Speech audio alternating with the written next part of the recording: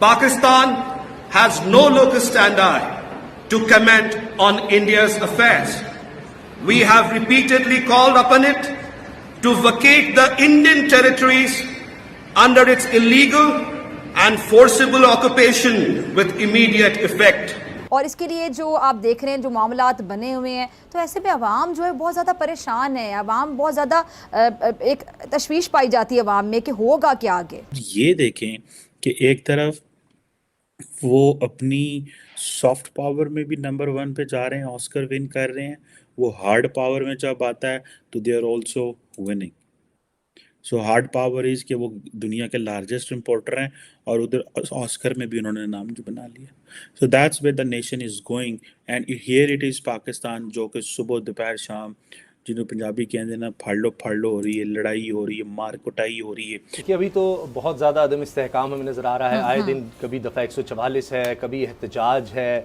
It is ironic that a country which is a known exporter of terrorists भी अपनी फिल्मों में हमें ही दहशतगर्द दिखाया, हमें ही उन्होंने एक्सट्रीमिस्ट रेडिकल्स दिखाया। ये पाकिस्तान का तो ये मजाक बना हुआ और पाकिस्तान इस तरह दुनिया में जिसे कहते हैं ना इस रेफरेंस से याद किया जा रहा है। मतलब आप लोगों से वो लोग डराते रहते हैं, कभी कहते हैं इंडिया हमला कर रहा है। जारी बात है, पता तो यही चलता है कि इंडिया जो है वो दुनिया का इस वक्त का सबसे बड़ा आर्म्स इम्पोर्टर है।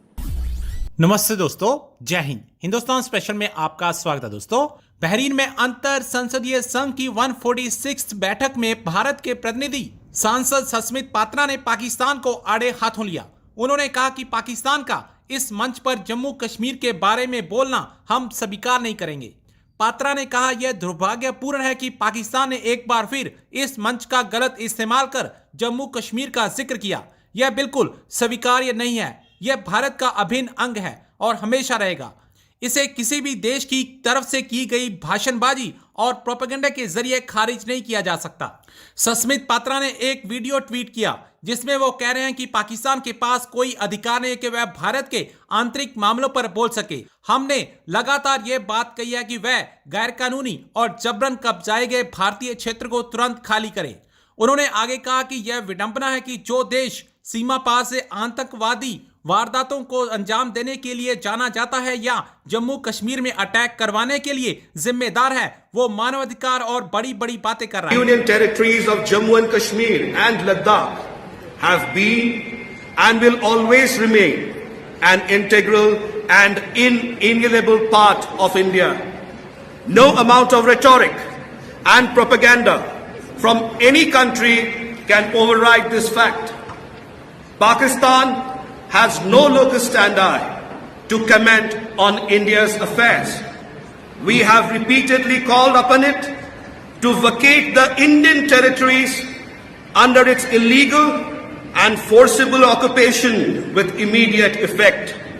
It is ironic that a country which is a known exporter of terrorists and responsible for inflicting countless cross-border terrorist activities and attacks in Jammu and Kashmir is claiming to champion the cause of human rights. दोस्तों, एक तरफ पाकिस्तान है जहाँ पे तो ऐसे लग रहा है अनार्की, लॉलेसनेस, और हमारे पंजाबी में कहते हैं फाड़ लो हो रही है। और एक तरफ एक थिंक टैंक है जिसे बोलते हैं Stockholm International Peace Research Institute, Sweden based think tank है। उसने अपनी एक रिपोर्ट जारी की और उस रिपोर्ट में बेसिकली वो बता रहे हैं कि दुनिया के अंदर जो कौन से मुल्क हैं वो जिसे वो कहते हैं ना कहाँ कहाँ से डाटा आ रहा है और कहाँ कहाँ डाटा जा रहा है, और दुनिया में कहाँ कहाँ किस किस मुल्क ने कितना वेपन जो है वो लिया है। इस हवाले से अगर देखा जाए तो ज़ाहिर बात है, पता तो यही चलता है कि इंडिया जो है वो दुनिया का इस वक्त का सबसे बड़ा आर्म्स इम्पोर्टर है। जर्मनी, इटली, यूके, स्पेन और ये सारे के सारे अमेरिका के इंडिया के दोस्त हैं। Everyone, each one of them accept China.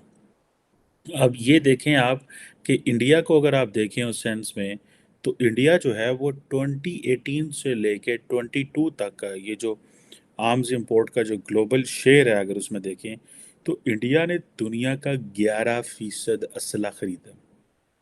11%। अगर दुनिया में 100% 100 गन्स बिक रही हैं, just giving you example, 100 guns बिक रही हैं तो 11 गन्स इंडिया ने खरीदी हैं। पाकिस्तान को सिर्फ और सिर्फ चीन से इंडिया से खतरा है। So obviously this is what is being talked and discuss and all that. अब इंडिया का जैसे मैंने बताया 11% आर्म्स इम्पोर्ट है, और मैं आपको बता रहा हूँ कि इंडिया का रेफरेंस क्या है, ग्लोबल रेफरेंस आप देखें जाके तो आपको पता चलेगा कि उनका जो रेफरेंस आ रहा है वो या तो इस चीज़ में आ रहा है, या फिर इंडिया का जो रेफरेंस है वो ऑस्कर में इस हफ्ते आया है। ठीक है जी, इंडिया की जो एक इंडियन प्रोडक्शन थी उसने ऑस्कर जीता, दूसरी कंपटीशन में थी, टोटल 3 जो थी ऑस्कर जो थी वो इंडियन फिल्म जो थी वो कंटेंशन में थी, कर रहे थे, और एक ने जो है वो अपना सॉन्ग। अब ये देखें कि एक तरफ वो अपनी सॉफ्ट पावर में भी नंबर 1 पे जा रहे हैं, ऑस्कर विन कर रहे हैं, वो हार्ड पावर में जब आता है तो they are also winning. So hard power is कि वो दुनिया के लार्जेस्ट इम्पोर्टर हैं, और उधर ऑस्कर में भी उन्होंने नाम जो बना लिया। So that's where the nation is going, and here it is Pakistan, जो कि सुबह दोपहर शाम, जिन्होंने पंजाबी कहते ना, फाड़ लो हो रही है, लड़ाई हो रही है, मार कुटाई हो रही है, पूरी दुनिया में तमाशा बना हुआ है पाकिस्तान का कि इमरान खान को गिरफ्तार हो जाना चाहिए। आर्मी वाली, ठीक है ना, तो वो भाई लोग से कौन बोलेगा कि भाई तुम लोग जो है ना वो थोड़ा खाना कमाना कम कर दो। तो इस वजह से अब ये प्रॉब्लम आई है कि वहां पर कैसे जाएं, चाहे वो आर्मी के अपने बिजनेसेस हो, उनके ऊपर भी टैक्स नहीं लगता। उसके साथ अगर उनका डिफेंस बजट कम कर देंगे तो एक तो मतलब आप लोगों से वो लोग डराते रहते हैं, कभी कहते हैं इंडिया हमला कर रहा है, कभी कुछ, और अब टीटीपी का भी हमें मतलब एक चूरन मिल गया है। तो असल प्रॉब्लम यहाँ पर आई है कि आखिर जो आर्मी का बजट है वो आईएमएफ कम करने को कह रहा है और वो नहीं हो पा रहा। मेन प्रॉब्लम तो ये है। राइट। अच्छा, वैसे भी एक पाकिस्तानी न्यूज़पेपर में ही मैं अभी कुछ दिन पहले पढ़ रहा था कि डिफेंस बजट तो इस बार भी बढ़ेगा ही, ऐसा पाकिस्तानी न्यूज़पेपर लिख रहा था। मुझे नहीं पता, मैं तो पाकिस्तान में जाहिर पहले है, वही तो मैं आपसे कह रही हूँ कि डिफेंस बजट तो कम नहीं किया जा सकता ना।